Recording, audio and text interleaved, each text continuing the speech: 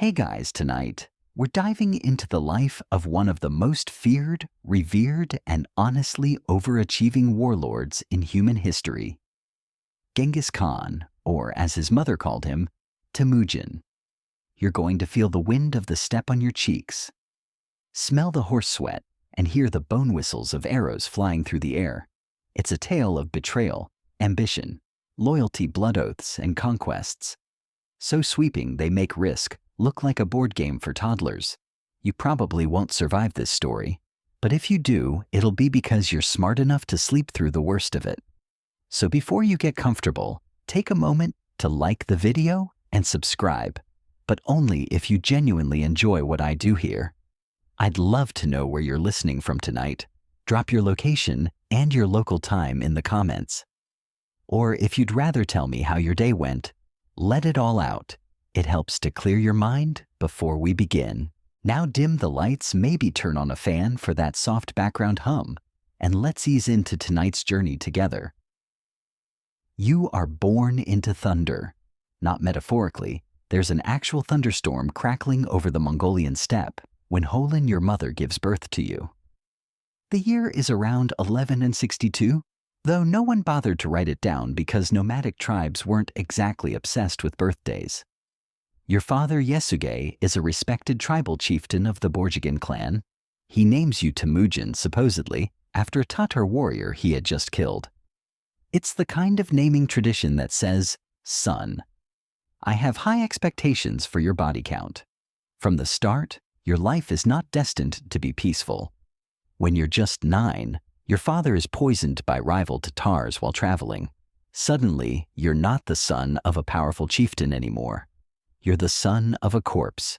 And in a society where leadership is held together with alliances, not sentiment, your family is cast out. Your mother and siblings are abandoned in the wilderness by the rest of your tribe. You live off wild roots fish and the occasional rodent unlucky enough to wander near your camp. This is not a Disney origin story. You learn survival not from books, but from starvation. One day you and your younger brother Bektor are hunting for food. You both find a fish. He eats it without sharing. So you shoot him with an arrow. Yes, really. It's one of those open scholarly debate moments. Some historians say you acted in cold hunger. Others say it was about dominance. Either way, you just killed your brother over a carp? Tough crowd. Still, this is where your legend begins. Not with a crown or a sword, but with a fish and a funeral. Your mother Holin, a formidable woman who might scare off bears with just her glare, holds the family together. She teaches you not just how to trap animals, but how to trap minds. She tells you loyalty matters more than blood. You start gathering a small group of outcasts, misfits, and stragglers, people just like you. One quirky tidbit from your youth. You wear a dog-tooth charm around your neck for luck. Supposedly, it helps ward off evil spirits and attract good fortune. It also makes you smell vaguely like wet hound. By your early teens, you're already showing the kind of charisma that makes people follow you, even when there's no food, no shelter, and no reason to keep going. Your eyes are sharp, your words even sharper. You're not the biggest or strongest, but you radiate something magnetic. People start to whisper your name like a question they're afraid to answer. And yet life continues to punch you in the face. You get kidnapped by a rival Mongol tribe called the Taichi Ut, who see potential in you, specifically the potential to become their slave. They slap a wooden collar around your neck so heavy it scrapes your collarbone. You're humiliated, forced to labor for them, and fed like a dog. But you observe. You learn their routines, their weaknesses, their arrogance. One night with help from a sympathetic jailer? Yes, even Mongol tribes had that one nice guy you escape. It's raining because of course it is. You flee through the dark, the mud soaking into your worn boots, the collar still dragging on your shoulders. You hide under riverbanks and behind trees, your breath white and shallow in the cold night air. Eventually, you make it back to your family. And you don't just survive, you start to plan. You realize something: loyalty is stronger than fear. If you can earn someone's trust, not just demand it, you can build an empire from nothing. Even if you still smell faintly like dogtooth and fish bones. You haven't yet taken the name Genghis. You haven't yet led armies. But already you've survived exile, starvation, fratricide, and enslavement. You've become more than just a boy. You're the storm the steppe tried to swallow and failed. You're older now, and your feet know the feel of the earth better than they know the comfort of any home. The wind on the steppe still sings the same cold tune, but you're no longer a boy shivering in its shadow. You've started collecting allies, not just in the usual way with threats or gifts, but with something far rarer in your world trust. One of these allies is Jamuka. You meet him young during one of those rare peaceful mingling times between tribes. He's from a noble family like you were before your father got poisoned into irrelevance, but the two of you hit it off. You hunt together, ride together, swear loyalty in the traditional Mongol way by becoming Onda blood brothers. And in Mongolia, that's not some pinky swear nonsense. It's a sacred bone-deep bond. You even share your possessions. Yes, even your horses. And you don't share horses lightly on the steppe. The bond with Jamuka shapes your youth. He's charming, politically connected, and already attracting warriors like flies to fermented mare's milk. But you're different. You're hungrier. And hungrier people don't always stay in someone else's shadow. As the seasons turn, you also make moves that turn heads. You pledge loyalty to Togrul, the Khan of the Karite, a powerful tribe and an old ally of your father. Togrul, also known as Khan, accepts your loyalty, calling you his adopted son. It's not just symbolic. You're now linked to one of the mightiest forces in the region, a move that makes people nervous, including Jamuka. Still, for now, the friendship holds. You and Jamuka even share command during small skirmishes, routing bandits and rival families, and gaining experience in the messy art of Mongol warfare. You learn fast flanking tactics, false retreats, and how to control a battlefield that's mostly empty space. Mongol warfare is all mobility and illusion, like chess if the board were moving and every piece had a bow. One quirky tidbit: Mongol warriors sleep with their saddles under their heads. Not for comfort, it's because their saddlebags double as their entire bank account, medicine cabinet, and snack pantry. Lose the saddle, lose everything. But alliances like saddles can be lost. Whispers grow. You're attracting too many followers. Some are defectors. Some are commoners. Some are the sons of men Jamuka used to command. You're building power not through nobility, but by rewarding merit and loyalty, which, frankly, is a bit revolutionary. Historians still argue whether your model of leadership was intentional genius or desperate improvisation. But it worked. People begin to notice you're giving posts of command to lower-born warriors who can actually fight, not just rich cousins who look good on a horse. That ruffles feathers, especially Jamuka's. But still, in these early years, you believe the friendship will last.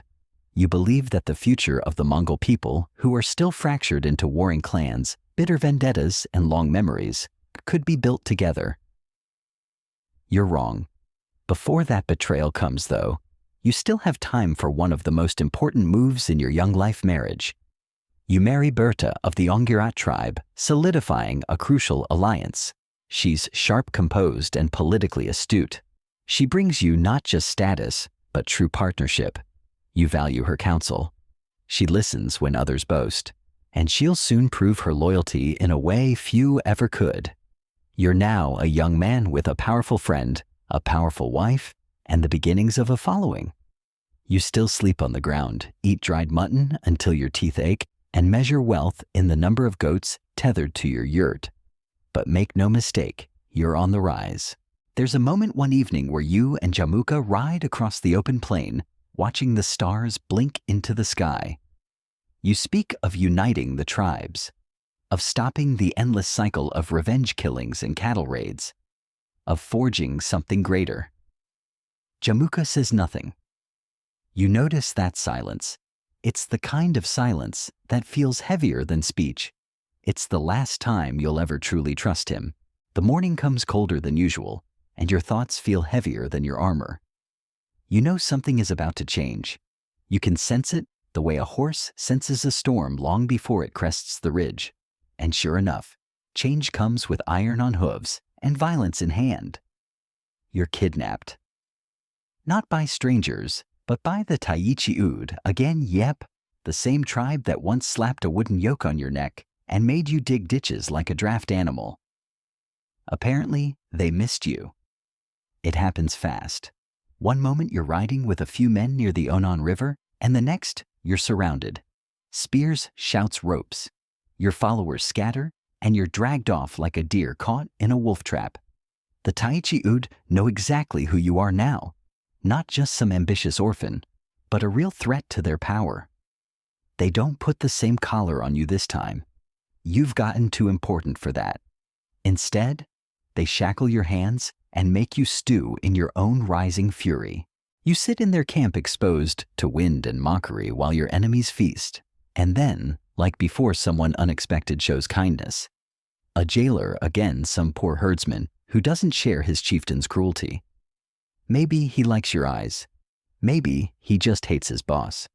But he unties your hands at night, gives you food, and helps you plan a break for it. You slip away during a moonless night, crawling across scrub and frozen mud, your breath hitching in your throat with every step. You don't run. You melt into the land. You become the shadow between the grasses. By the time you make it back to your followers, you're half dead and fully furious. The shame, the helplessness, it simmers in you, like embers in dry moss. You'll never let yourself be captured again. Ever. And more importantly, you'll never let the Taichi-ud forget what they did. But first, you have to rebuild. You gather your loyal band again. It's still small, just a few families, some warriors, a smattering of smiths and herders. But they're yours. They believe in you. They've seen you escape the impossible. And honestly, no one wants to betray a guy who can come back from being kidnapped twice. And yet, not all is grim. In the midst of all this turbulence, you share your yurt with Berta. She's more than your wife, she's your anchor. She brings calm order and occasional sarcasm when you need it. She stitches up both your wounds and your plans. Life with her in the brief silences between raids almost feels normal. Then disaster. One night while you're away building alliances, a rival tribe raids your camp. They take Bert. She's kidnapped and whisked away by the Merkits, an old enemy of your father, and now evidently of you. The insult is personal. The pain is immediate. You've barely had time to build anything, and now someone has dared to take the most precious part of it away. You don't sulk. You don't hesitate. You call in every favor, every ounce of goodwill you've earned. You ride to Ongkan and Jamuka, the two big names in the region. And together, you coordinate a strike not for cattle, not for land, but for one woman. This might be one of the only full-scale wars in steppe history, launched over something besides horses. You attack fast, brutally. You find the Merkits' camp, destroy their resistance, and rescue Berta. But weeks have passed. She's pregnant when you return. And here's where the historians still argue bit comes in. Some say the child isn't yours. Others insist Bert remained loyal and untouched. You raise the baby Yoki as your own regardless. Whether from faith, political necessity, or stubborn pride, you claim him without question. But it plants a seed of future uncertainty. A seed that will grow long after you're gone. Back among your people, the legend of your vengeance spreads. Not just that you recovered your wife, but how fast, how decisively, how completely you crushed her captors. People love a comeback story, especially when it's soaked in victory. Oh, and one fringe tidbit from the rescue campaign. You reportedly rode for 3 nights straight, without stopping, only pausing to drink horse blood for sustenance. Mongols sometimes nicked a vein in their steed's neck to drink warm blood in emergencies. It's like an organic, ethically sourced energy drink, if you're into that kind of thing. You don't forget. You don't forgive.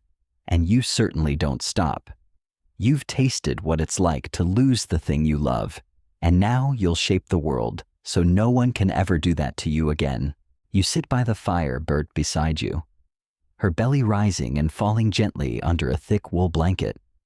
The night is quiet, but your mind is loud. You've rescued your wife. You've outrun capture. You've gathered your people. And now, for the first time, you begin to see a path forward, not just for revenge or survival, but for power. The Mongol world fractured and wild is like a great flock of horses scattered across the steppe. And you're starting to think maybe you can be the one to break them in. So you begin. At first, it's just a few families coming to you for protection. Then some warriors leave their chieftains and ride toward your camp with their possessions bundled tight. They're tired of the constant bickering between the Mongol tribes, tired of arrogant nobles hogging power. You offer something no one else does, a chance to rise based on loyalty and skill, not just birth. It's a weird idea for the steppe, honestly. Revolutionary even. And sure, you still enjoy the occasional throat-singing contest and fermented mare's milk like the rest of them. But your vision is different. You reorganize your growing following into groups of tens, hundreds, and thousands. It's tidy, it's scalable, and it's borrowed shamelessly from the Chinese military structure. Historians still argue whether you actually designed this system yourself or just adapted it from others, but either way, it works. And here's where things get spicy. The old nobility starts noticing. They're not thrilled. Jamuka, yes, that Jamuka sees what's happening. At first, he pretends to smile, says things like, "Good for you, brother." But behind the smiles, he's sharpening blades. You and he haven't spoken properly in years. Not since the Berta incident. The warmth is gone. The trust is gone. Now there's just the weight of betrayal that hasn't happened yet, but absolutely will. Still, you move carefully. You send out envoys, keep relationships warm with the Karait under Khan, and use your charm like a blade in velvet. You give away captured goods generously. People like that. It's not just war with you, it's opportunity. One day the tribes gather in a great Kurultai, a steppe council. And there you are, formally named Khan. Not of all Mongols, not yet, but of your growing coalition. The ones who followed you through exile, kidnapping, and revenge. The ones who trust your vision. The moment is understated. There's no grand coronation, no fireworks. Just a man on horseback, hair blowing in the cold wind, quietly assuming a destiny he's already halfway finished carving. You wear a fur hat. You speak calmly. You don't shout, don't boast. That's what makes it terrifying. Still, Mongol society isn't built for peaceful transitions. The other nobles don't take kindly to this upstart. Jamuka especially. He begins gathering an alliance of traditionalist noblesmen who see your reforms as an insult, your merit-based appointments as an erosion of their God-given right to rule badly. They call themselves the Golden Lineage, which, let's be honest, is just ancient Mongolian for old boys club. You gather commoners, outcasts, freed slaves, ambitious sons of herders, anyone with grit and a bow. You don't just build an army, you build a movement, and while you're planning training, dreaming Jamuka is doing the same. He calls a rival Kurultai, declares himself Khan of the Mongols. Well, that's awkward. Now it's not a matter of if there will be war, it's a matter of when. But before the clash, a quirky tidbit, you begin using a personal banner made from the tail hairs of 9 white horses. It flutters at the front of your camp, always visible.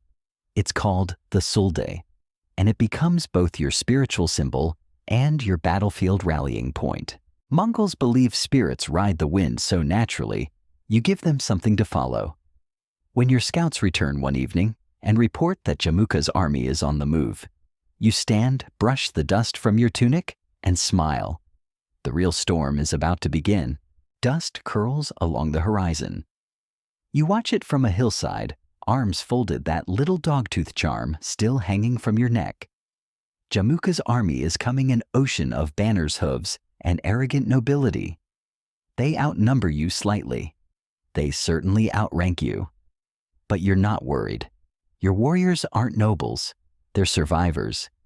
Men you saved from starvation, slavery, and disgrace. They ride for you because they believe in your vision, or because they've nowhere else to go. Either way, they fight like the wind, fast, sharp, and unpredictable. Jamuka's forces finally draw near the place called Dalan Baljut. You don't wait. You strike first. The battlefield is chaos. Your men execute perfect feigned retreats, galloping away just fast enough to bait pursuit, then spinning back mid-charge to fire arrows behind them. The sky is thick with smoke and grit, and above it all your solda banner flaps in the wind like a horse's scream frozen in cloth. And you win. Against the odds. Against Jamuka's aristocrats. The nobility scatter like goats in a thunderstorm. But don't celebrate just yet, because this isn't the battle. That comes 2 years later. In 1187, Jamuka regroups, and this time he comes prepared. He has twice your number, about 30,000 warriors compared to your 20,000. You try to make it work. You maneuver, ambush, lure. But it's not enough. You lose. It's not just a defeat, it's a humiliation. Your army is broken. Hundreds of your warriors are captured. Jamuka, ever the showman, executes them in the most stomach-turning way possible. He boils 70 of your men alive in giant cauldrons. Because apparently winning wasn't dramatic enough, your surviving warriors flee into the hills. You disappear too for a time, vanishing into the folds of the steppe like a shadow retreating from torchlight. Historians still argue whether you were truly routed or just playing the long game. One quirky tidbit.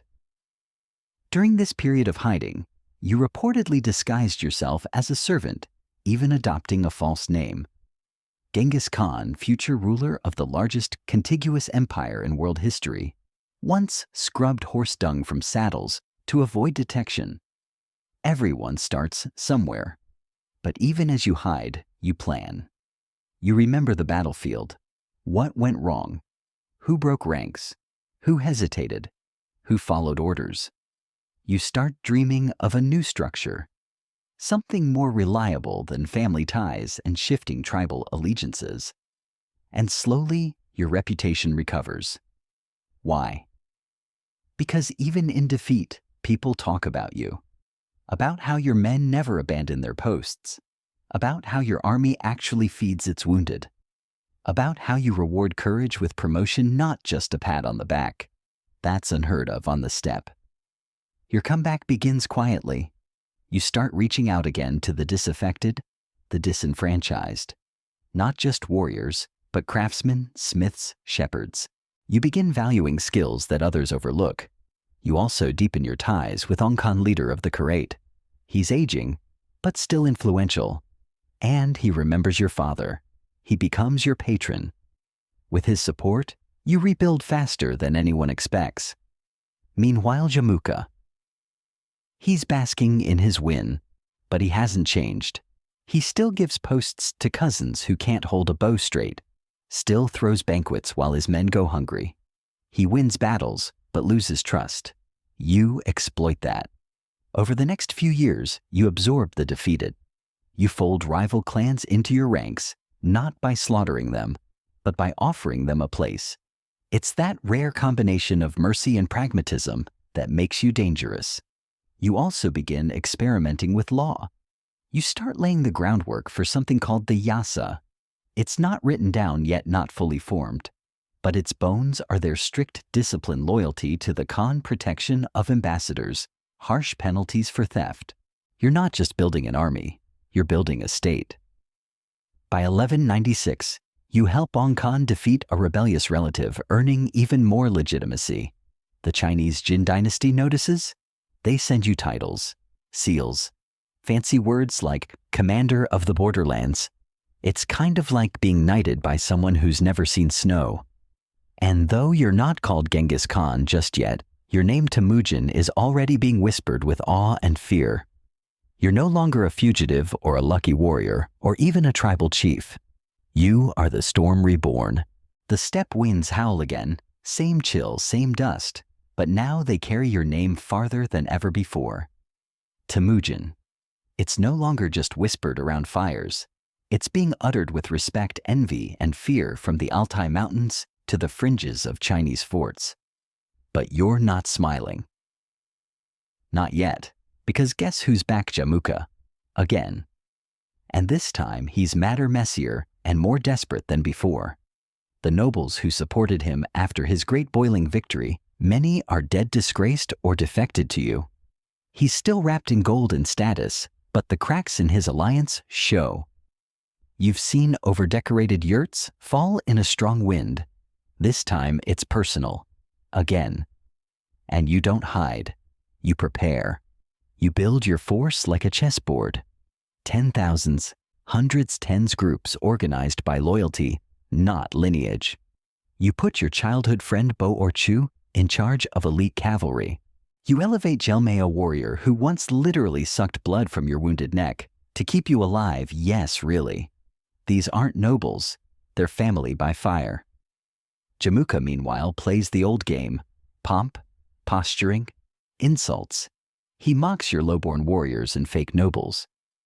He forgets that history doesn't remember insults, it remembers outcomes. The final confrontation comes in 1201 near the headwaters of the Onan River. You ride at the front, your Suld banner snapping behind you, your face calm. You've learned from every defeat, and your army is lean, disciplined, terrifying. You win. Completely. Jamuka's forces crumble. Some are killed in battle, others captured. But this time you don't boil anyone. Instead, you show mercy. Well, Mongol-style mercy. You execute only the worst offenders, men who betrayed their own clans, lied to their troops, or personally carried out the old atrocities. The rest, you spare them. Offer them places in your growing coalition. You're not here for revenge anymore. You're here for unity. And then, a twist. Jamuka flees. But within a year, he's betrayed by his own followers and handed over to you in chains. Now he kneels before you, the man who once called himself Khan of all Mongols. And you, standing above him, remember everything. The boiling, the betrayal, the laughter behind your back. He expects death, but you hesitate.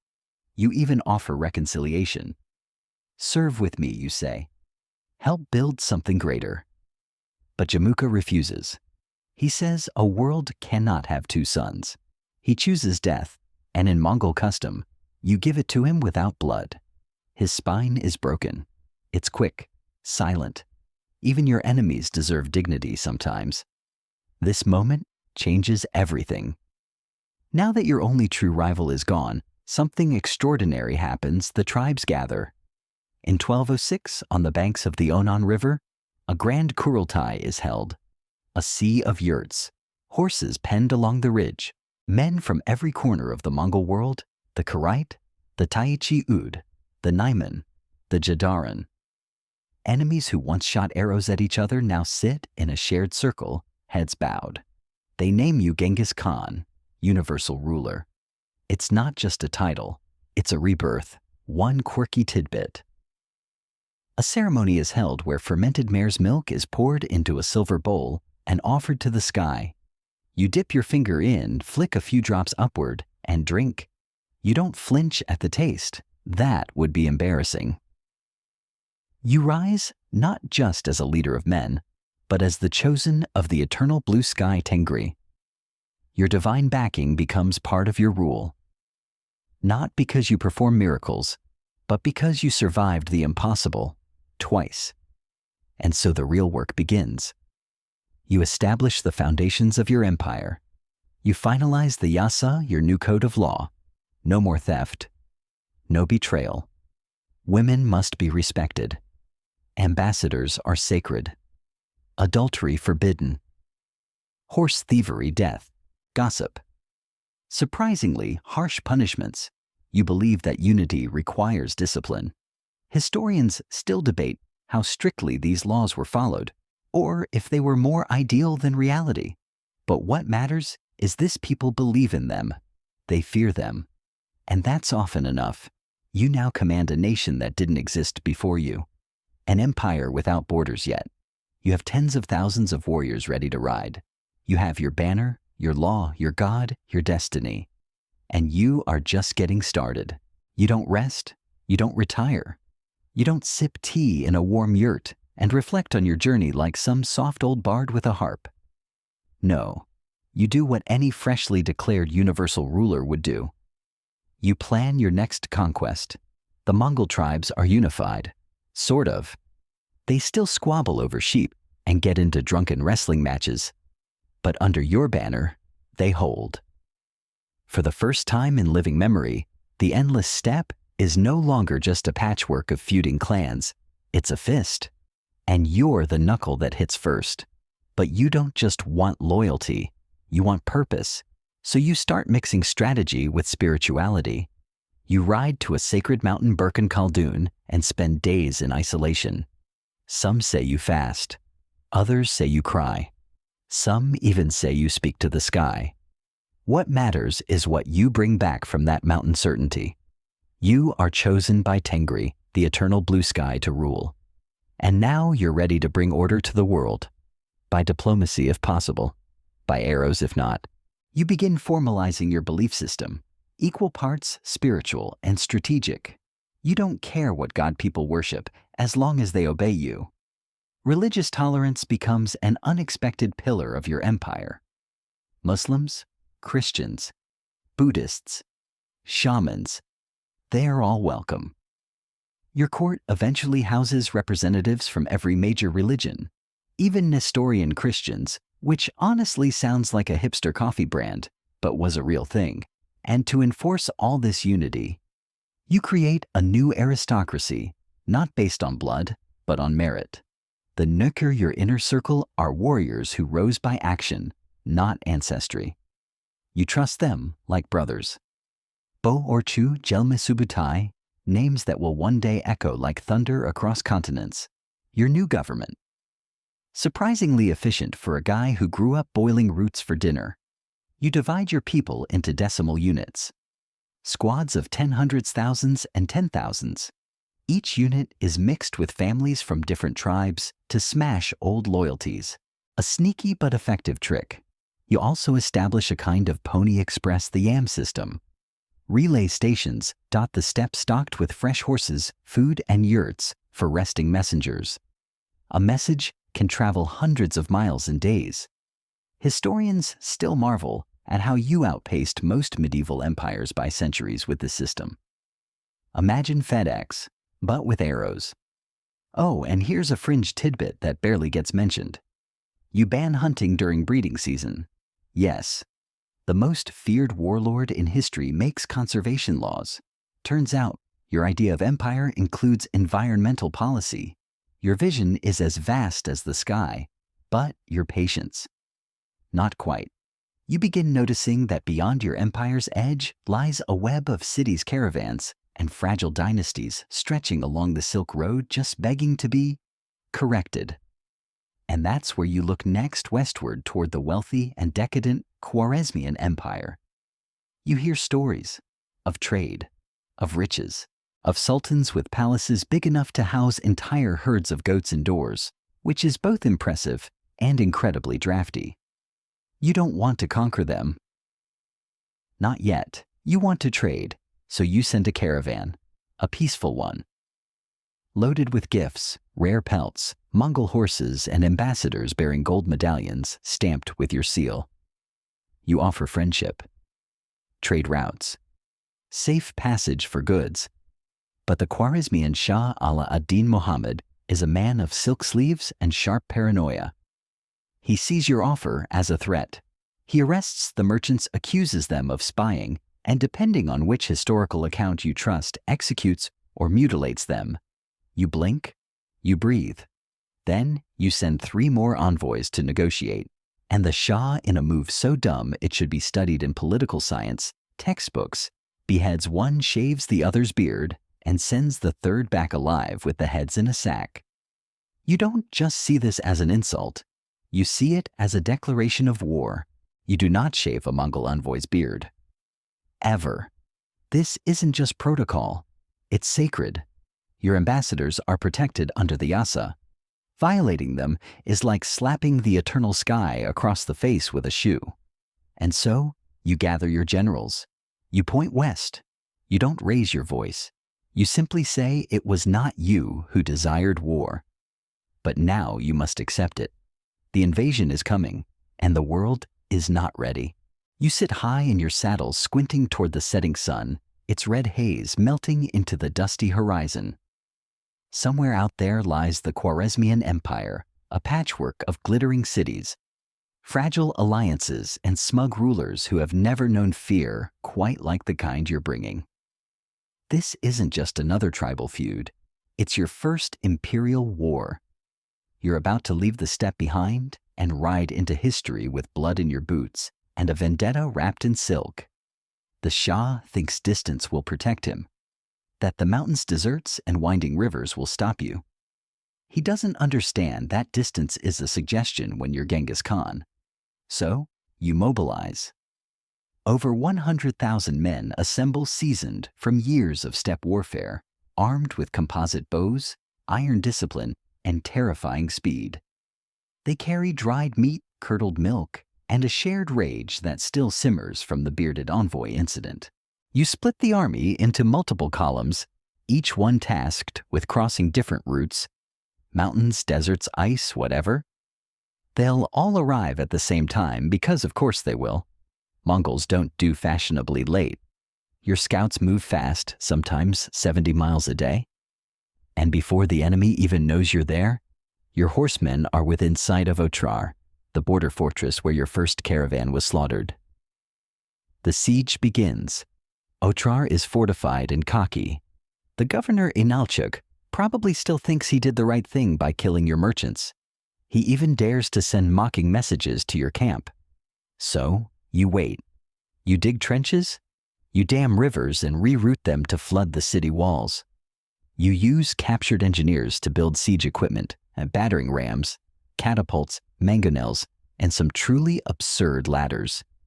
You're patient, brutal, and methodical. And after 5 months, the city falls. Inalchuk is captured. You don't rush to execute him. No, that would be boring. Instead, you reportedly pour molten silver into his eyes and ears, though historians still argue whether this is fact or fantastic folklore.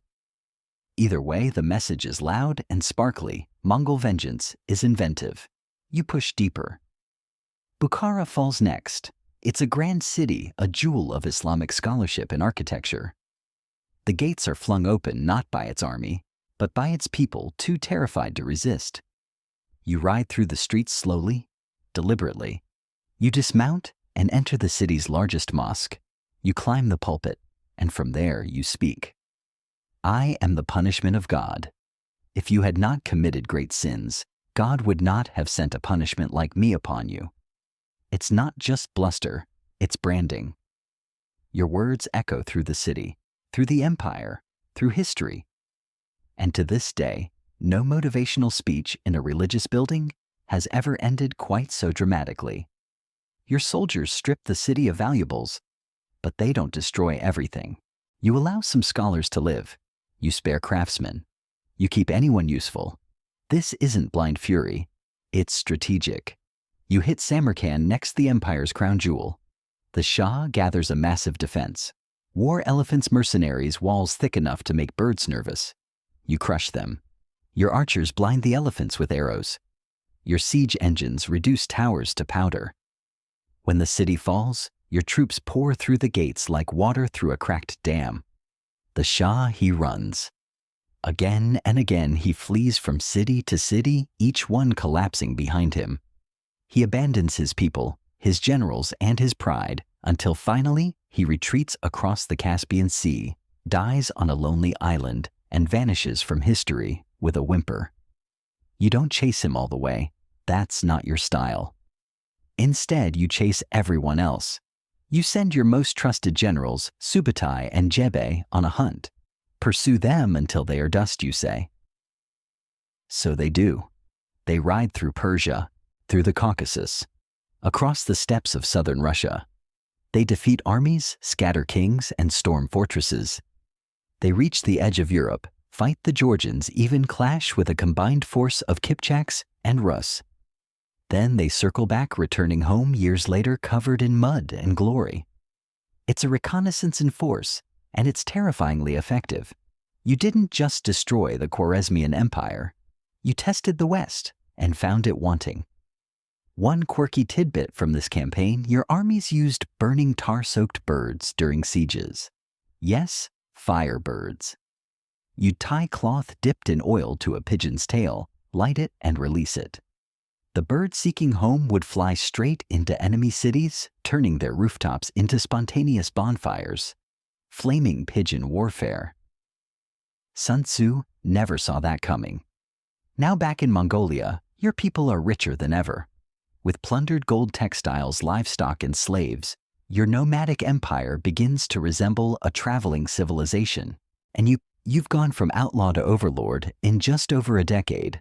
But you don't stop. You're still hungry. Not just for conquest, but for order, unity, perfection. And for the first time in history, the world begins to realize the man from the steppe is not just a conqueror. He's a force of nature. The dust hasn't even settled from the Khwarezmian collapse, and yet your thoughts are already galloping ahead. The Silk Road is open to you now, like a great artery pulsing with gold, spices, silk, and stories. But it's not just trade you're thinking about. It's the invisible threads between cities, the knowledge, the maps, the possibilities. Your empire needs more than plunder. It needs infrastructure. So you begin shaping it. You establish tamga, a kind of standardized passport or seal given to merchants under your protection. Once issued, it ensures safe passage through your lands. Mongol patrols enforce it with terrifying efficiency. If a merchant is robbed on your watch, that's not just theft, it's treason. You also send out diplomatic feelers. Ambassadors travel east to the Jin dynasty, south toward Tibet, and west, deep into Persia, and even toward the distant lands of Europe. Most are welcomed. Some are imprisoned or insulted. But every envoy you send is like a coin tossed into the tide, measuring where the resistance lies.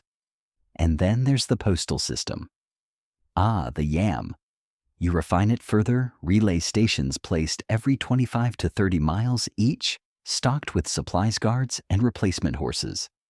Riders carry messages across your empire faster than anyone thought possible. One Chinese scholar later writes that a message could reach the other side of the empire faster than a pigeon. It's medieval express delivery, powered by hooves and fear. One quirky bit: riders carried special wooden tablets called jirej, engraved with the Great Khan's emblem. It was basically a fast pass that allowed them to demand food, shelter, and fresh horses anywhere they stopped. If you didn't honor the tablet well, let's just say your yurt might mysteriously catch fire the next night. Meanwhile, you begin to develop an interest in engineers.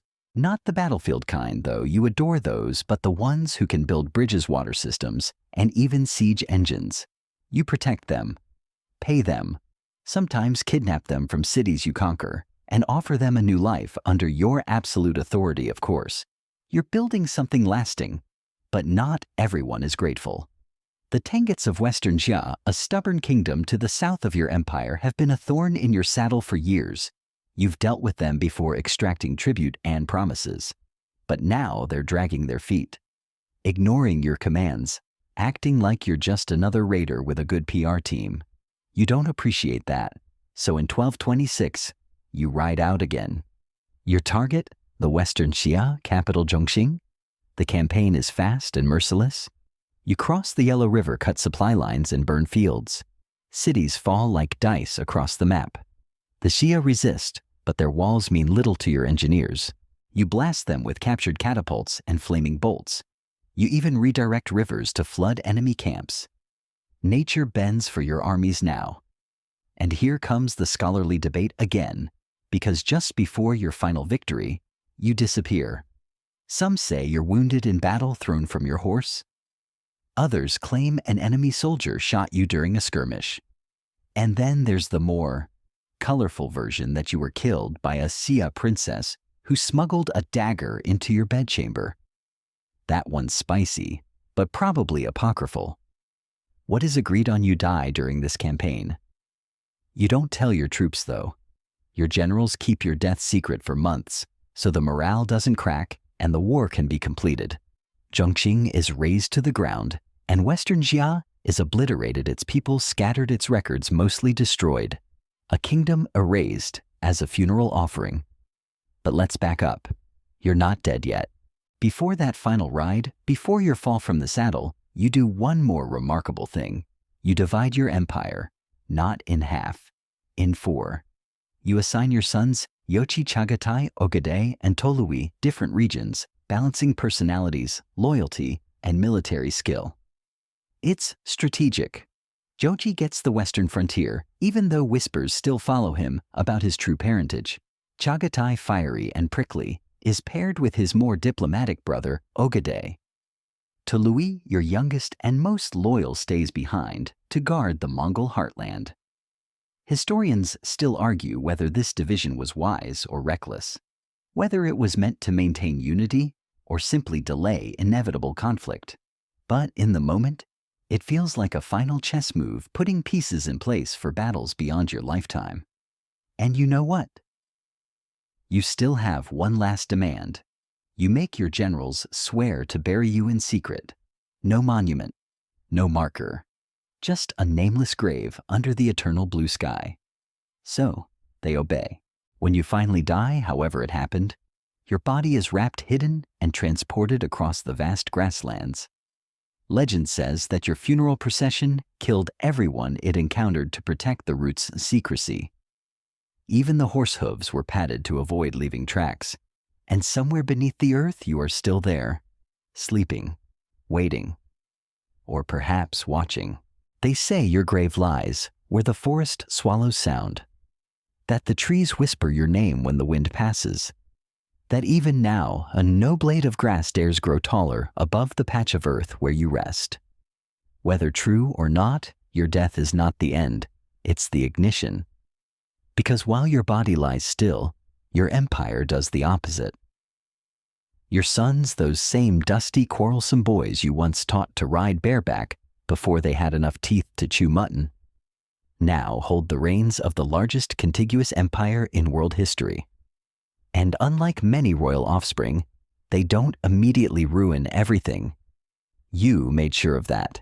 You appointed Ogedei, your third son, as the great Khan, not because he was the strongest or the smartest, but because he was the most balanced, even-tempered, pragmatic, not the type to boil rivals in silver or throw feasts while the horses starved. The others accept it grudgingly. For now, Ogedei takes your seat and promptly orders a lavish city built in the middle of nowhere. Karakoram, the capital of the Mongol Empire, rises from the steppe like a stubborn idea with good funding. It's got palaces, markets, temples for multiple religions, and even a silver tree that pours alcoholic beverages from its mechanical branches. Yes, a literal vodka fountain. Even Vegas hasn't caught up. Your legacy starts shifting from conqueror to administrator. Trade routes flourish. The Silk Road becomes a genuine artery of commerce, culture, and oddly specific spices. Persian glassmakers set up shop beside Chinese scribes. Buddhist monks pass messages to Muslim scholars under Mongol protection. A French priest even manages to make it to Karakoram and back alive. And the Mongol peace pax Mongolica descends. For a brief, glittering moment, the world is connected by your vision. Merchants travel from Venice to Beijing without fear. A letter sent from Korea can reach Baghdad with minimal delay and maximum hoofbeats. But don't mistake peace for pacifism, because your sons and generals are still riding westward. Europe is next. You had already sent Subutai and Jebe as scouts, more like a sneak peek of global domination. Now Ogedei unleashes the full storm. In 1236, the Mongols invade Kievan Ruses, led by Batu Khan, your grandson, and Subutai, your tireless iron ghost of a general. they crush everything. Cities like Ryazan Vladimir and Kiev are burned or leveled. The Mongols move with surgical cruelty, coordinating attacks across winter rivers, breaking entire states in weeks. Europe, still arguing over whose hat is the holiest, doesn't stand a chance. By 1241, the Mongols are in Hungary and Poland. They wipe out a combined force of knights at the Battle of Mohi. They outmaneuver heavy cavalry in forests on frozen lakes, even in cities. At the same time, another detachment defeats the Polish-German coalition at the Battle of Legnica. But just as Europe braces for complete annihilation, you intervene. Sort of. News arrives Ogadai is dead. The Mongol generals retreat to attend the next Kurultai. Not out of weakness, but tradition. Empire comes first. Even if Vienna is practically gift-wrapped at the gates, they leave. Historians still argue, yep again, whether Europe was saved by geography, divine intervention, or a poorly timed death announcement. But most agree had the Mongols not turned back, the continent would look very, very different. And here's a curious tidbit: your empire facilitated more accurate maps than had ever existed. Mongol intelligence networks gathered geographic data across thousands of miles, allowing for the most comprehensive mental atlas the medieval world had seen. You didn't just redraw borders, you mapped them. Back in Asia, your family continues expanding. Hulagu Khan. Another grandson sweeps into the Middle East. He destroys the once mighty assassins, yes, those assassins, and lays siege to Baghdad in 1258. The city falls. The Abbasid Caliph is killed. The rivers run black with ink from ruined libraries and red from everything else. It's a turning point. The Islamic Golden Age ends. The Mongol Empire, once the underdog, is now the sledgehammer of destiny. But again, legacy is not without contradiction. Many Mongols convert to Islam. Others preserve Buddhist and Confucian traditions. Your descendants rule in different directions, some with tolerance, others with tyranny. The empire fractures inevitably. But for a time, it's a mosaic held together by momentum, blood, and shared memory of you. A man born in exile, a slave who escaped, a husband who avenged, a leader who unified, a warlord who ruled, and above all, a whisper that still makes kings tremble. You would have laughed, maybe even snorted into your fermented mare's milk, if someone had told you that years after your death, a descendant of yours would sit on a golden throne in Beijing. But that's exactly what happens. Your grandson Kublai Khan, born decades after your first campaigns, becomes the ruler who finally conquers all of China. The Song dynasty, which resisted even your fiercest raids, crumbles beneath his army of horsemen engineers and siege towers pulled from your old playbook, upgraded and relentless. He doesn't just conquer China, he becomes Chinese. Sort of. Kublai establishes the Yuan dynasty, adopting Chinese court rituals. Confucian advisors and imperial pageantry so elaborate it makes even your saddle-loving soul roll its eyes. But he keeps Mongol power at the center, layering yurts over jade palaces, so to speak. Under Kublai, the empire flourishes in a new way. Roads, canals, census records, and tax systems expand. He builds the city of Dadu, modern-day Beijing, and rules from a palace so large and intricate that even Marco Polo can't quite describe it without sounding like he's embellishing. Which, of course, he is. Yes, Marco Polo, a Venetian merchant's son. He arrives at your grandson's court and stays for years, claiming to be a trusted emissary. Historians still argue whether he exaggerated his time there or made the whole thing up while stuck in a Genoese prison. But his stories spark European imagination like dry kindling under a torch. He describes paper money, immense postal stations, towering walls, and most importantly, a ruler descended from a man no one in Europe had ever dared imagine. You. It's ironic, really. The same empire that stormed through Asia like fire across dry grass is now being praised in salons and whispered about in monasteries. The fearsome Mongols, once seen as demons on horseback, have become an exotic curiosity like dragons or spicy food. But the empire itself, it's changing. Cracks form. Your descendants argue.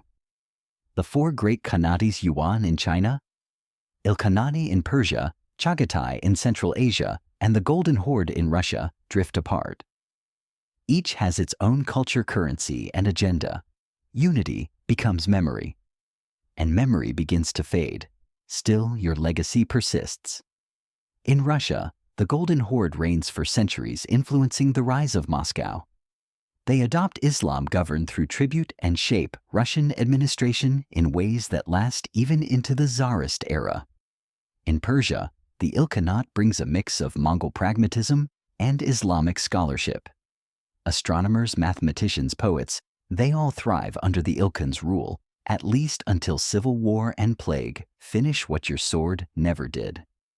And in the East, the Yuan dynasty lasts until 1368, when the Chinese finally rebel and push out the Mongols. The Ming take over. Kublai's empire collapses into dust, but his legend endures. Meanwhile, back in Mongolia, proper the heartland of your power, things quiet down. Your burial site remains a mystery. Your name, however, refuses to fade. Even centuries later, emperors claim descent from you. Timur, also known as Tamerlane, literally marries into your bloodline just so he can say, "Yes, I'm related to Genghis Khan," while conquering cities and building pyramids of skulls. That's brand loyalty. And in the modern era, you become a figure of fascination all over again. Scholars study your campaigns. Geneticists study your DNA. One famous study even suggests that as many as 1 in 200 men alive today may carry your Y chromosome. Yes, you've become a statistical presence in the modern world. You've quite literally left your mark on history, on territory, and in people's veins. Oh, and here's a fringe tidbit for your eternal amusement. In 2003, a team of Mongolian archaeologists partnered with Stanford researchers and Google Earth to try and find your grave using satellite imagery. Spoiler alert, they didn't find it. Somewhere out there beneath the grass and wind, you still rest. Untouched, unfound, unforgotten. And in a way, that's exactly how you planned it. Because for you, it was never about being seen. It was about being felt. And centuries later, the world is still trembling from your footsteps. The wind across the steppe still smells like dry grass and cold iron.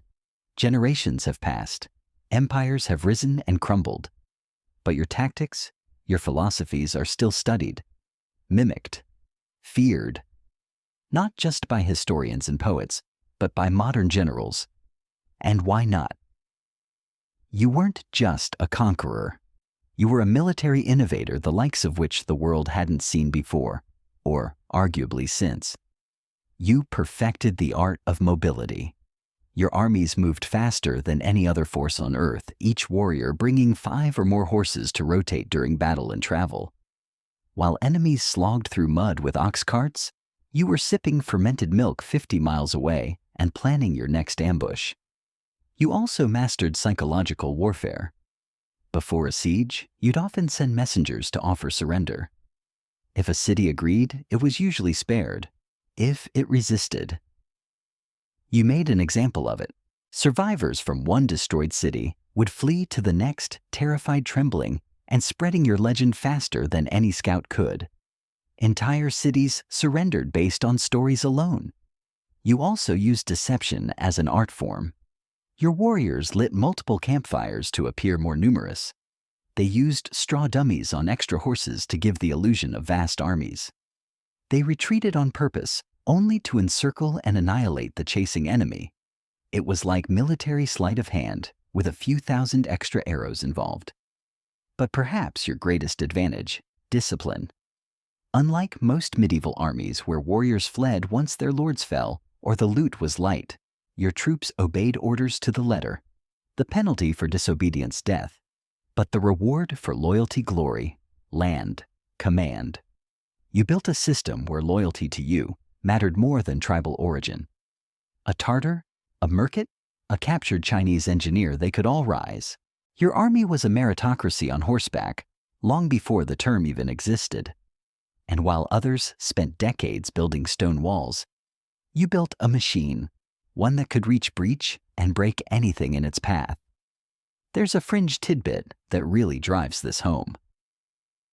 In one of your Western campaigns, your general Subdued led a force of Mongols through the Caucasus Mountains, an area many believed impassable. They didn't just cross, they conquered the region beyond, defeating Georgian, Armenian, and Kipchak forces along the way. Subdued even returned through a completely different route just to prove it could be done. Subtlety wasn't your thing. Success was. Historians still argue how much of your genius came from instinct and how much came from advisors. You certainly listened to shamans, scholars, capture generals, even enemy nobles. You weren't too proud to borrow tactics or technology. You used siege engineers from China, miners from Persia, and interpreters from every direction, because your empire wasn't just built with swords, it was built with ideas. Ideas that travel faster than horses, that nest in the minds of your enemies, that grow like smoke in the rafters of every surviving kingdom. And those ideas begin to morph into something greater law. Your Yasa, though never officially written down, governs everything from battlefield conduct to civil disputes. It bans the kidnapping of women, ironic, considering your own early life outlaws, adultery mandates, hospitality for travelers, and even sets guidelines for religious tolerance. In a world torn by faith and famine, you enforce order. You're a warlord who respects monks, a general who protects scholars, a destroyer who leaves libraries intact when possible. You kill thousands, but you also ensure postal routes are guarded and merchants can travel in peace. And for the first time in centuries, trade flows freely from the Pacific to the Mediterranean. The Mongol Empire becomes a bridge between Europe and Asia, between old kingdoms and new ideas. Oh, and one more small detail. You standardized weights and measures across thousands of miles. You made currency recognizable across multiple cultures. You even experimented with paper money before most Europeans knew what paper was. Not bad for a guy born with nothing but a bow, a blood feud, and a fishy family situation. So now your name doesn't just evoke conquest, it means efficiency, strategy, unity. Your enemies called you a barbarian. But barbarians don't build systems. They don't write codes of law. They don't create global trade corridors that endure long after their bones turn to dust. Only visionaries do that. And you were one of the sharpest the world ever saw. The sun rises over the steppe, golden light, pouring across endless grass and silent graves. Somewhere your bones lie hidden untouched beneath a cloak of earth. But your name marches on, not just in the East, but now in the West. You don't get to see it in life, of course, but your sons and generals carry your ambition beyond what anyone thought possible. The empire you began with a splintered tribe and a stolen fish now stretches toward the edge of Europe itself. Let's talk about Subdued, your iron ghost. Old, quiet, unassuming. The man looks like a stable boy, but moves armies like a storm god with a clipboard. He served you faithfully and continues under your successors. And in 1241, he rides west with Batu Khan, your grandson, to show Europe exactly how unready it is. First, they hit Poland. At the Battle of Legnica, the combined forces of Poles, Teutonic Knights, and Bohemians gather with heavy armor, big swords, and bigger egos. Subdued watches, waits, then unleashes the Mongol tactic known as the feigned retreat. It works again. The knights chase what they think is a retreating army, only to be surrounded and annihilated. Mongols besieged Europe, Zero, then Hungary. At the Battle of Mohi, King Bela rallies his forces, crossbowmen, infantry, cavalry. It looks promising. Until Subdued crosses a river, splits his army, and strikes from multiple sides at once. The Hungarian army collapses. Survivors flee. Cities burn. It's not just the violence that shakes Europe. It's the efficiency. The Mongols coordinate across hundreds of miles, They used signal arrows, smoke messengers, and pre-timed strikes. Europe had never seen war with a schedule. Suddenly, kings and dukes start rethinking their security. Priests call for fasting. Nobles update their wills. And just when Europe prepares for extinction, poised for an unstoppable invasion deeper into the Holy Roman Empire and beyond, the Mongols disappear. Why news reaches them. Ogedei Khan is dead, and when the great Khan dies, tradition demands all Mongol princes return to Mongolia for the Kurultai to elect a new leader. No exceptions, not even if Vienna is trembling like a goat in a thunderstorm. Historians still argue you knew that was coming, whether Europe was saved by divine intervention or Mongol bureaucracy. Either way, the West breathes a shaky sigh of relief. But not for long, because the Mongols don't forget. And you'd probably appreciate that. You always said a man's word should outlive his horse. Back home, the succession is tense. You were wise enough to pick Ogedei as your heir. But after his death, the unity you worked so hard to forge begins to wobble. Batu Khan and Chagatai's heirs clash. Tolui's line, the one that will eventually produce Kublai, starts maneuvering for dominance. The Kurultai becomes less of a council and more of a political wrestling match with more mutton and fewer rules. Still, the campaigns continue. Your family sends embassies to European courts. Letters written in elegant Uyghur script appear in royal halls in France, England, and the Papal States. Some demand submission. Others invite alliance against Muslims. All are signed in the name of the great Khan. Europe stares at the parchments like they're reading an alien language. Because, well, they are. The idea that somewhere out there is an empire that spans from Korea to Kiev and functions is more than most kings can wrap their jeweled heads around. You've changed the very scale of possibility. You didn't just conquer, you connected. Your generals return from campaigns with maps prisoners loot, and more importantly, ideas. About gunpowder, about geography, about the shape of the world beyond the steppe. It filters into Mongol court life, into Persian scholarship, into Chinese invention. The Mongols become bizarrely catalysts of the Renaissance. Wait, what? Yes. A fringe theory still debated suggests that the reopening of East-West trade under Mongol rule allowed for the transmission of knowledge technology and texts that eventually fed into the European Renaissance. Algebra, optics, medical practices, even the compass. Imagine that. You born in a yurt indirectly sparking Leonardo da Vinci. Not bad for a guy who once killed his half-brother over a fish. Of course, not everything is noble. Mongol invasions bring terror too. Cities destroyed, populations scattered, whole regions depopulated. And then there's the Black Death, which historians still argue may have been accelerated by Mongol trade routes and military movements.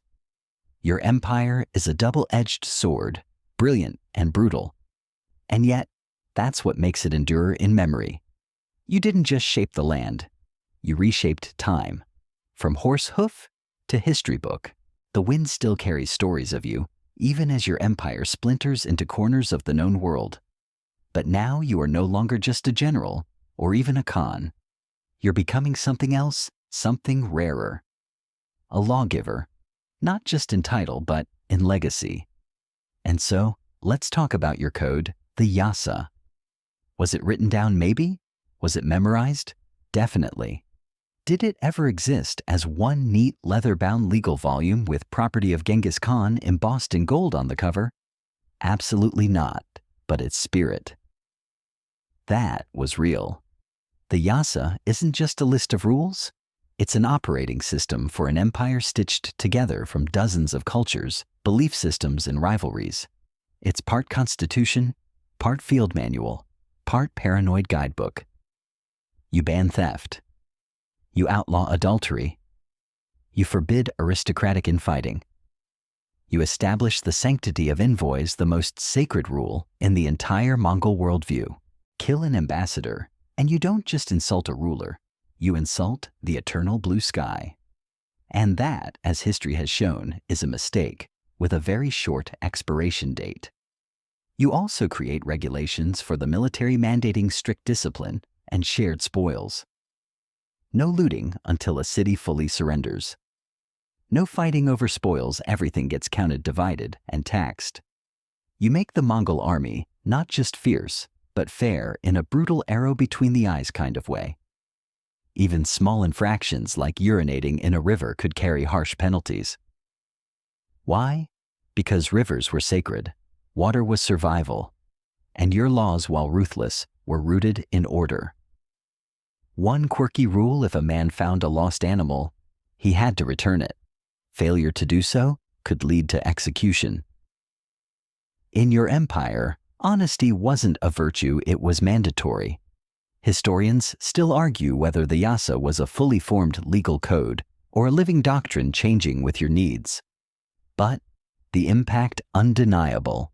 Under your rule, banditry all but vanishes from the steppe. Merchants cross hundreds of miles without fear.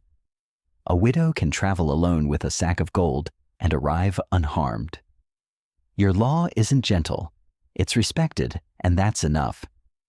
You also enforce religious tolerance. Sounds radical for the 13th century, it was. You don't care what god someone worships, so long as they pay taxes and stay loyal. You believe the eternal sky watches over all people, and that diversity strengthens your rule. So you host debates: Buddhists, Muslims, Nestorian Christians, Taoists, shamans, even Confucian scholars. They gather under your patronage to argue philosophy and faith like it's a sporting event. You don't pick a winner, you let them talk. That's how empires learn. But even as your laws flourish, you realize law alone isn't enough. You need to institutionalize unity. So you focus on identity. You standardize dress codes for court officials. You implement a census, yes, a literal count of all humans, animals, and assets across the empire. You send tax collectors with wax tablets and guards on horseback to every corner of your domain. People complain. People obey. And for the first time in many regions, the state knows its people. Your bureaucrats use scripts from multiple languages, Uyghur Chinese, Arabic, until one eventually dominates Mongol record-keeping. You don't care about linguistic purity. You care about function. Your law and order system also reaches into domestic life. Families are taxed in livestock. Men are expected to serve in the military when called. And if a woman's husband dies, she doesn't become property. She's entitled to her household. She can remarry. She has legal protection. Shocking by medieval standards. Progressive even today. You never use the word equality. But in your own steppe-scorched way, you're building it. Your empire becomes the template for administration across Eurasia. China will later copy parts of your census system. Persia borrows your postal routes and tax protocols.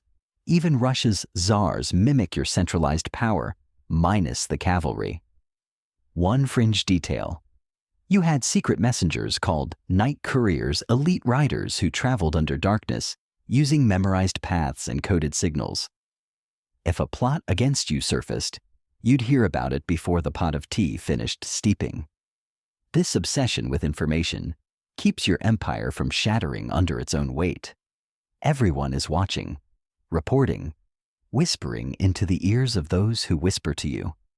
And still somehow your laws hold.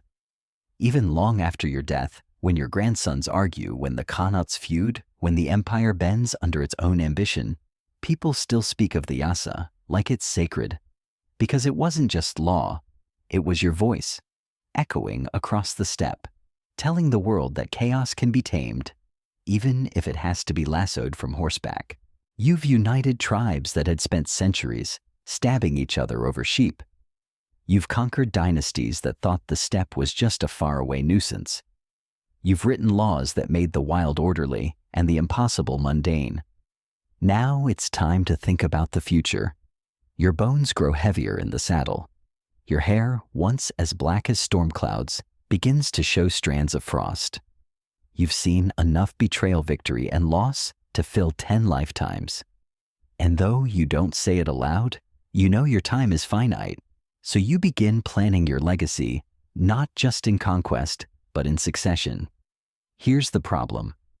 You have a lot of sons and a lot of ambitions sitting around the campfires of your empire waiting. There's Yoshi, your eldest. He's capable, respected, and commands the Western Front. But the shadow of his questionable parentage still hangs over him. Some whisper that he's not really your blood. You never confirmed nor denied it. You raised him, gave him power, trusted him in war. But not everyone accepts that as enough. Then there's Chagatai, blunt, hot-tempered, deeply loyal to Mongol tradition. Unfortunately, he despises Jochi. The two argue constantly, and their feud is as public as it is exhausting. And then comes Ogedei, moderate, thoughtful, and a little fond of drink. But you trust him. He's diplomatic where Chagatai is sharp. He's stable where Jochi is unpredictable.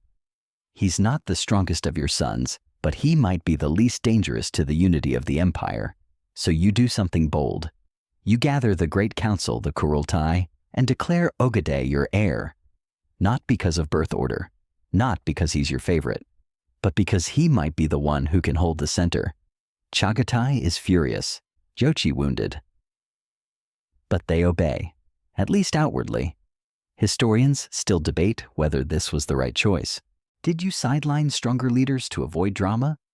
Did you underestimate their ability to cooperate? One quirky tidbit. Mongol succession wasn't just about bloodlines. It was about consensus. Even the Khan had to be elected by the Kurultai. You could name a successor, but if the nobles didn't agree, they'd simply ignore it and ride off. You knew this. So you worked tirelessly behind the scenes to build support for Ogedei. Meanwhile, the empire continues expanding. You assign Jochi the Western Front, stretching across the steppes into Russian territory. This becomes the domain of the Golden Horde. It's a region of snow forests and stubborn princes who think fortified cities are a match for Mongol siegecraft. Spoiler, they're not. Chagatai gets Central Asia, modern-day Uzbekistan, and beyond. He establishes a more traditional Mongol regime rooted in the old steppe values you grew up with. Tolui, your youngest and fiercest son, stays in the Mongol heartland. He becomes the keeper of tradition and the guardian of your memory. You trust him more than any of the others, partly because he's not scheming for power, partly because he's terrifying in battle. Each son rules a portion of your empire, but the title of Great Khan Kagan will belong to Ogedei. It's a delicate balance, like trying to ride 3 horses in different directions while blindfolded and holding a bowl of soup. But it works. For a while. And in this arrangement, your vision comes to life. The empire doesn't dissolve into civil war. Not yet. Instead, it surges outward like a tide. Your sons and generals push deeper into China, break through the heart of Persia, and ride into Eastern Europe. Trade intensifies. Routes solidify. New towns spring up along your postal stations where travelers can find shelter supplies and the occasional tax collector with a suspiciously sharp knife. One strange benefit of all this unity disease control? Yes, really. By enforcing strict quarantine laws and medical practices, many imported from Persian and Chinese scholars, your empire handles local outbreaks far better than neighboring states. At least until the big one hits. But let's save that horror story for another section. For now, there's order. There's movement. There's empire. And above all, there's memory. You begin making arrangements for your funeral, though no one dares speak of it openly. Mongols don't do marble mausoleums or towering tombs. You want something else: secrecy. Your final wish is that no one ever finds your grave, that your death becomes myth, that the power of your name lasts longer than any monument ever could. So plans are made. A secret team will bury you. All witnesses will be killed. Even the horses will have their hooves muffled to leave no trail. If that sounds extreme, remember you're the man who united a continent by force of will. You didn't do anything halfway. You spent your life building something impossible. Now you're going to vanish like a ghost in the wind, just the way you wanted. The wind carries whispers, now whispers of your death. But no one says it, not aloud, not in the streets of Karakoram, not among your generals, not even around the firelit circle where your sons drink in silence, staring into the flames like they're expecting you to step out of the smoke. You're dead, but no one acts like you are, because your name still rides ahead of every army. Your laws still hang in the air like banners, and your legacy is a blade suspended over the world, waiting to fall. Even your funeral is a campaign. Your body is wrapped in felt and secrecy. A small procession carries you from the battlefield under armed guard, through valleys and over rivers no one will name. Every traveler encountered along the route is quietly erased. It's not cruelty. It's obedience. You didn't want a tomb. You wanted disappearance. Some say your grave lies in the Kenti Mountains in a place called Ik-Korig, the Great Taboo. For centuries, the area is declared off limits. No hunting, no settlement, no passage. Just 10,000 square kilometers of silence, guarded first by your descendants, then by myth. One fringe theory that your funeral escort diverted rivers to flood the burial site, concealing it beneath water. Another, that the soil was stamped flat by 1,000 horses until not even a trace remained. And of course, there's the version involving 800 soldiers being executed immediately after the burial to preserve the secret, followed by their executioners being killed by another squad, and so on in a kind of grim Mongol daisy chain. No one knows.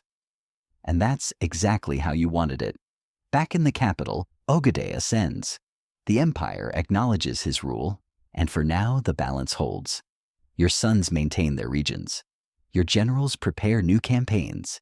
Your code, your yasa, is enforced like gospel. And your vision of a borderless, mobile, orderly world continues to stretch across the continent. But the machine is changing.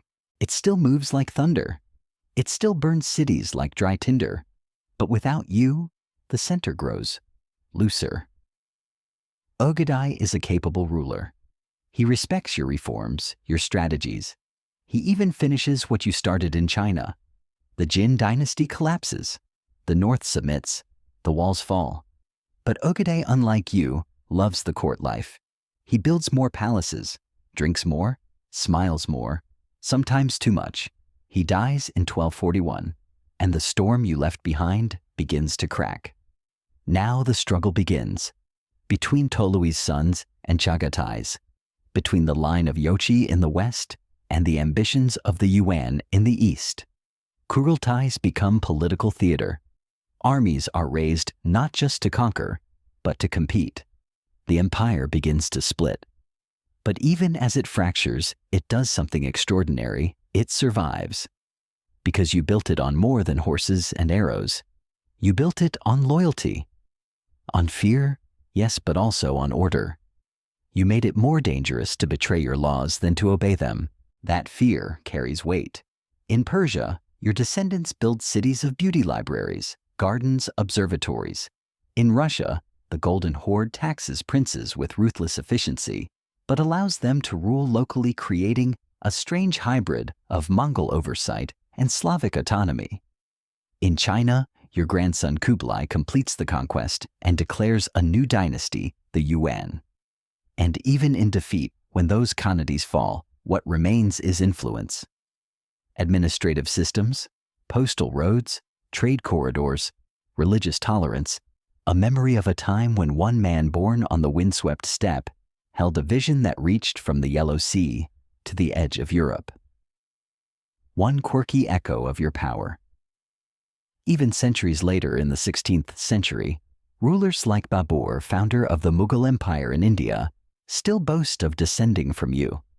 And in 20th century Mongolia, statues of you rise once again, this time in polished bronze.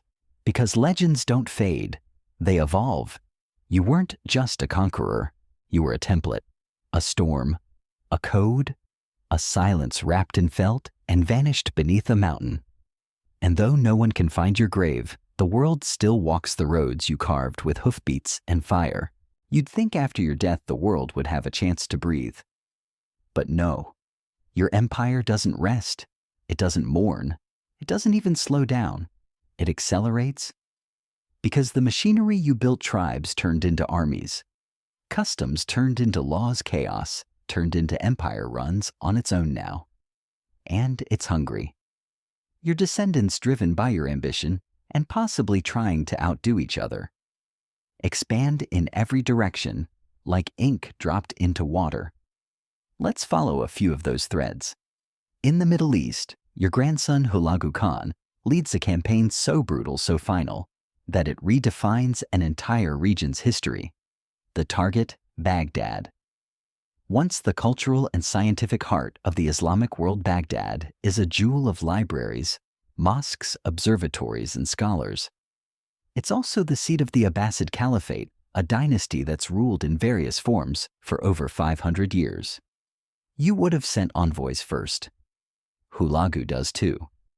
And surprise, the caliph refuses to surrender, so the Mongols surround Baghdad with a precision learned from your conquests. They dam the Tigris River.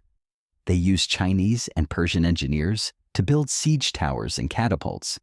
And in 1258, they breach the walls. What follows is a devastation historians still whisper about. The city is sacked. The libraries are destroyed. So many books are thrown into the river that legend says the Tigris runs black with ink.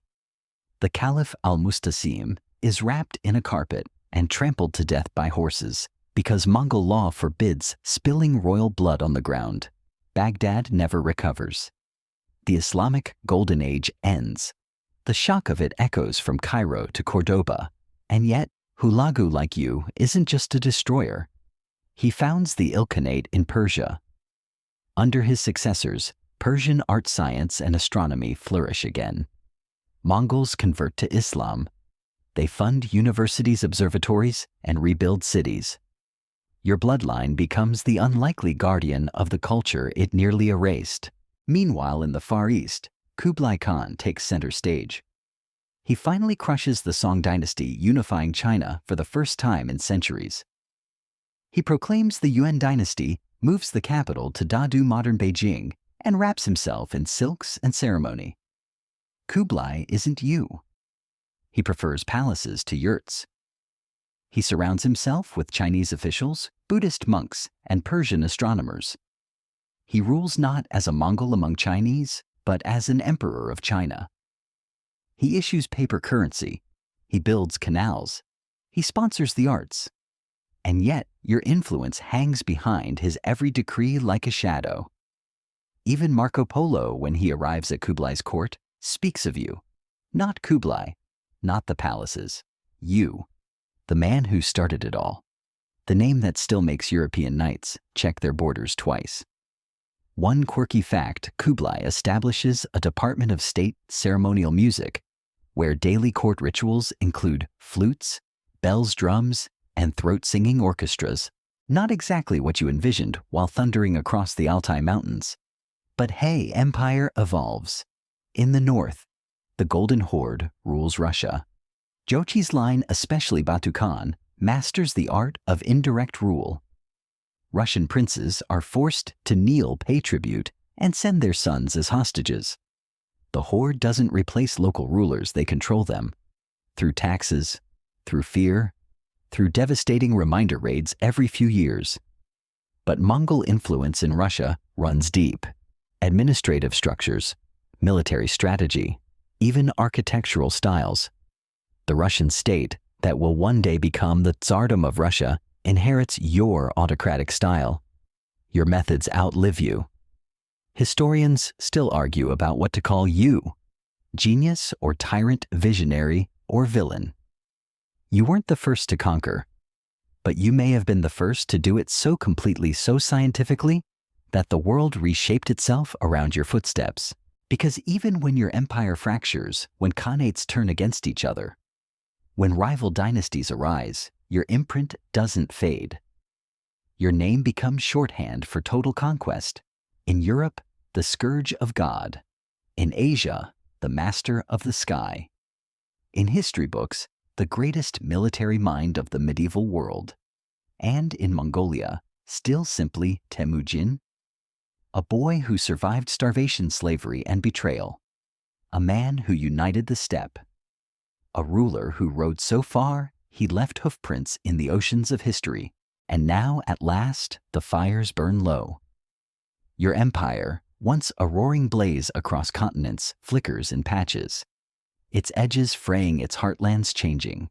But the glow never dies completely. It lingers. Your descendants continue to rule in scattered forms. In China, the Yuan dynasty collapses in 1368, pushed out by the native Ming dynasty.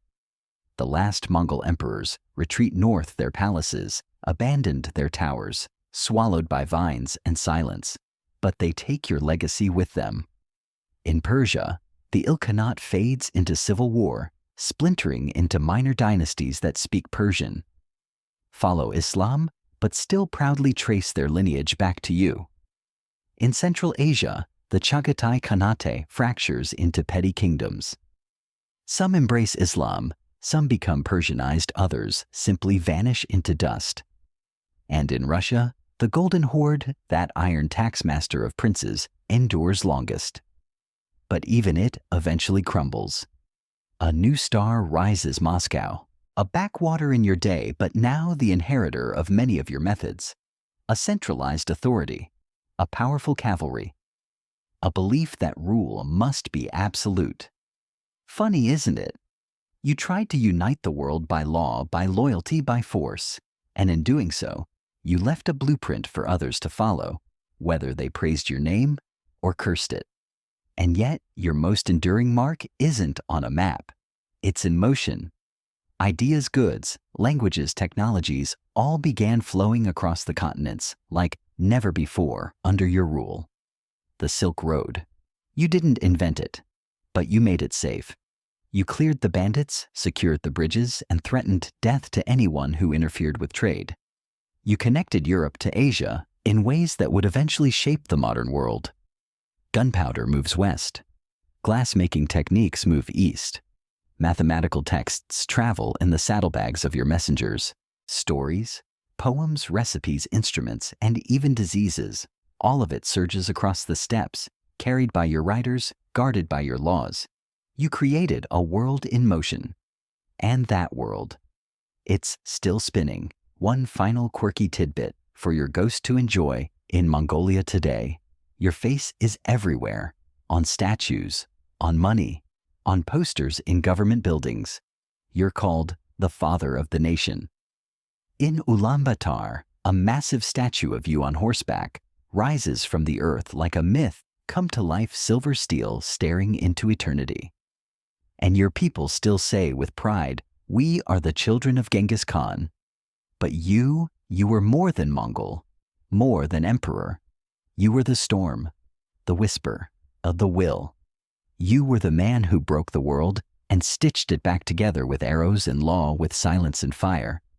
And now, let's take a breath. Let the horses slow. Let the fires burn out. You're gone.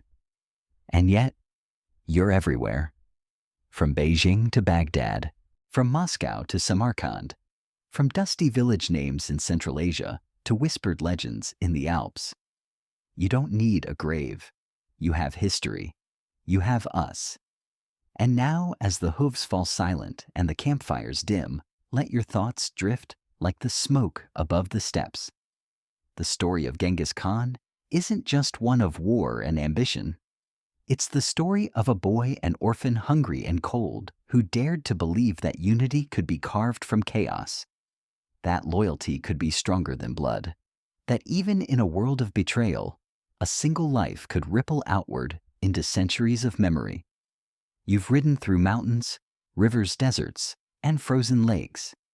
You've watched empires burn, cities rise, and armies move like shadows across the grass. You've seen laws written in fire and carried on the wind.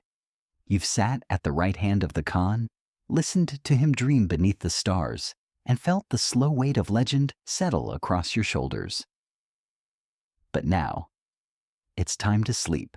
Close your eyes, breathe slowly, Let the echoes fade. Let the sword drop from your hand. Let the dust settle around your boots. You're safe here. The arrows are gone. The banners are still. The thunder of hooves has softened to a hush in the far distance. In your mind's eye, picture the steppe endless and golden, rolling like a sea beneath a sky so blue it feels eternal. Hear the quiet rustle of the wind in the grass. Smell the smoke of a distant fire. Taste the air crisp and clean without worry. This is not the empire of war. This is the empire of dreams, where stories sleep and memory waits patiently for morning. Rest now. You've traveled far enough.